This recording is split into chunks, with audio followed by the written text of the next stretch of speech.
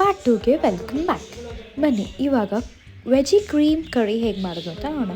ಮೊದಲು ಮಶ್ರೂಮ್ ಮತ್ತು ಬ್ರಾಕ್ಲಿನ ನೀಟಾಗಿ ಕಟ್ ಮಾಡಿ ಬಿಸಿನೀರಲ್ಲಿ ನೆನೆ ಹಾಕ್ಕೊಬೇಕು. ಆ ನಂತರ ಕುಕ್ಕರಲ್ಲಿ ಸ್ವಲ್ಪ ಬಟರ್, ಸ್ವಲ್ಪ ಆಯಿಲ್, ಈಗ ಅದರ ಜೊತೆಗೆ ಕಟ್ ಮಾಡಿ ಇಟ್ಕೊಂಡಿರುವಂತಹ ಬೆಳ್ಳುಳ್ಳಿನ ಹಾಕ್ಕೊಂಡು ಫ್ರೈ ಮಾಡ್ಕೊಬೇಕು. ಬೆಳ್ಳುಳ್ಳಿ ಹಸಿ ವಾಸನೆ ಹೋದ ನಂತರ ಅದಕ್ಕೆ 1 ಟೇಬಲ್ ಸ್ಪೂನ್ ಮೈದಾ ಹಿಟ್ಟನ್ನ ಹಾಕ್ಕೊಳ್ಳಿ. ಮೈದಾ ಹಿಟ್ಟು ಹಾಕ್ಕೊಳ್ಳೋದ್ರಿಂದ ಒಂದು ಕ್ರೀಮಿ ಸ್ಟ್ರಕ್ಚರ್ ಬರುತ್ತೆ ಅನ್ನೋ ಒಂದು ರೀಸನ್ಗೆ ನಾವು ಮೈದಾ ಹಿಟ್ಟನ್ನ ಯೂಸ್ ಮಾಡ್ತೀವಿ. ಆ ನಂತರ ನಾವು ಕಟ್ ಮಾಡಿ ಇಟ್ಕೊಂಡಿರುವಂಥ ಹಸಿಮೆಣ್ಸಿನ್ಕಾಯಿ ಹಾಕ್ಕೊಂಡು ಒಂದ್ಸಲ ಮಿಕ್ಸ್ ಮಾಡ್ಕೊಳ್ಳೋಣ. ಆ ನಂತರ ಕಟ್ ಮಾಡಿ ಇಟ್ಕೊಂಡಿರುವಂತಹ ಮಶ್ರೂಮ್, ಬ್ರಾಕ್ಲಿ, ಬೇಯಿಸಿಟ್ಕೊಂಡಿರುವಂತಹ ಸ್ವೀಟ್ ಕಾರ್ನ್ ಎಲ್ಲವನ್ನು ಹಾಕ್ಕೊಂಡು ನೀಟಾಗಿ ಮಿಕ್ಸ್ ಮಾಡ್ಕೊಂಡು ಫ್ರೈ ಮಾಡ್ಕೊಳ್ಳೋಣ. ಅದು ಸ್ವಲ್ಪ ಹೊತ್ತು ಕುಕ್ ಆಗಿದ ನಂತರ 1 ಬೌಲ್ ಆಫ್ ಮಿಲ್ಕ್ ಹಾಕ್ಕೊಳ್ಳಿ.